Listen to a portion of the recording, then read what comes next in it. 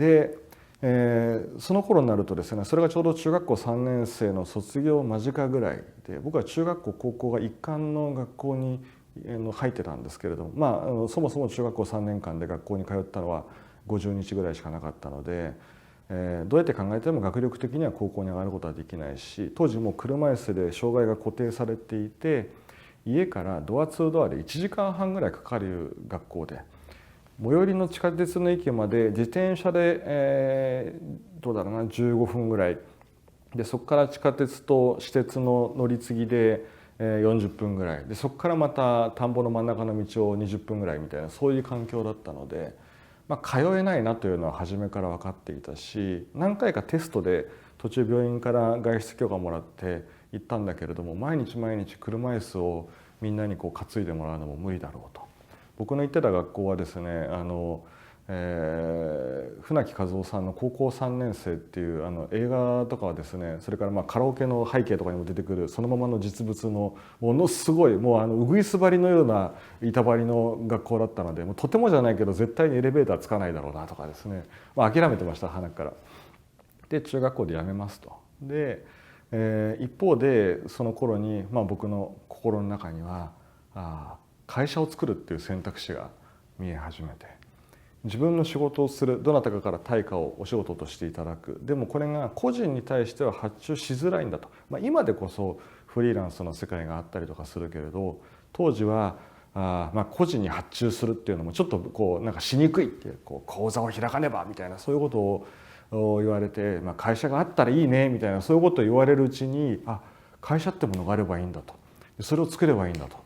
でしかし調べていくとよく分かんない。だってそもそも未成年で会社を作ってる人は周りに誰もいないし、そんな話も聞いたことがないし、でここでまた出会いがあって、大学生協になんでそんな本が置いてあったのか分かんないんですが、その病院の生協の本屋さんに要は会社の作り方の本が置いてあったんですよ。で医学部生会社作るかなとか今から思いますが、その本を見て、そしたら要は登記をするための書式とかが載っていて、これにのっとってやればいいなと。でもちょっと調べると、いやもう未成年で、自分でできるのかなと思って、で法務局に電話したんですね。で、未成年で15歳なんですけどって言ったら、親権者の同意がいるって言われて、親権者って何だと聞いたことないですよね。で中学生には聞いたことがない単語がたくさんそこに並んできて、要は親のハンコがいるんだっていう話になり、でも親のハンコがあれば代表権がある形で会社の役員になれるっていうこともそこで学んで、で準備をし始めたのがもうだから中学校を卒業する手前ぐらいかな。で卒業しないとダメだということはまず一つは、中学校義務教育だからっていうのでなんとなくあったんだけれど、結局準備をし始めて、そうですね、当時の記録だと15歳の3ヶ月だから、僕12月が誕生日なので3月ぐらいには大体いろんな書類を整えていて、でいろんな人たちに自分はもう会社を作って仕事をしますみたいなことをインターネットで言い始めていて、で、15歳の5ヶ月もう実は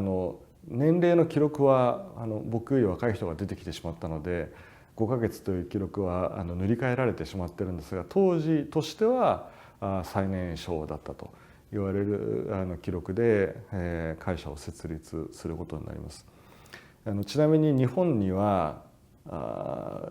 会社を作る上で代表権を持つ役員になる年齢の制限は旧商法にも書いていないし、会社法にも当然ないんですね。でしかし15歳にならないと会社が作れないって、言われてる物書きの本はいろいろあったんですが、なんでかよく分かんなかった。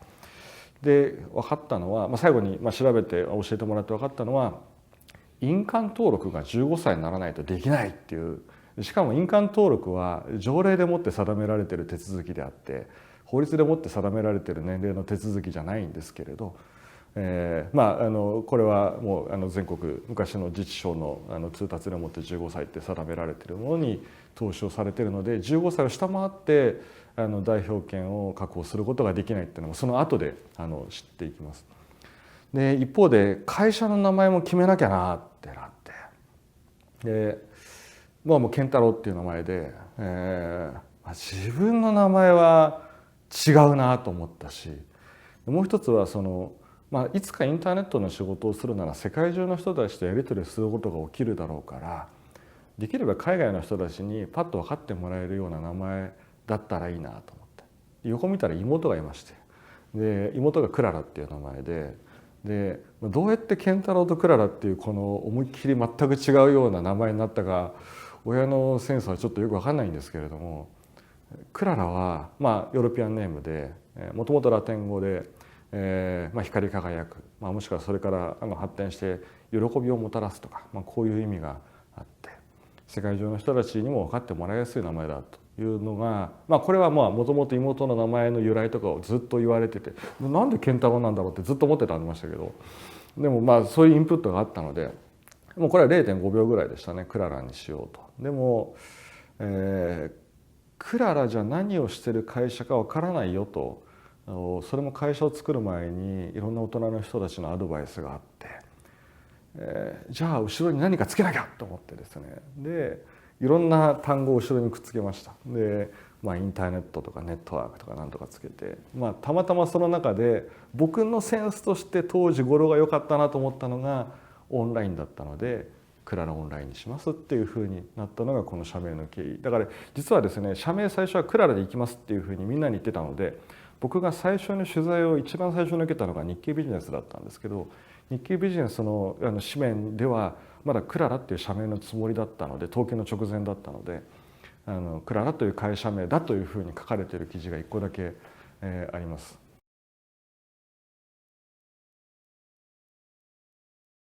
社名を変えて、クララオンラインからオンラインを外してクララという社名にします。でやっぱり原点だったっていうのと、もちろん業用がどんどん広がっていって、もはやそのオンラインだけじゃなくて自転車の仕事をするとかねいうようになってきて、リアルの世界もたくさんあるっていうのもあり、グループ自体を表現する時には、僕も自分の会社の名前をクララオンラインというケースってよっぽどかしこまる場面で言う限りないので、クララっていうのが一番みんなの口に乗るだろうなと思ってですね、27年経って原点の名前に戻そうと思ってます。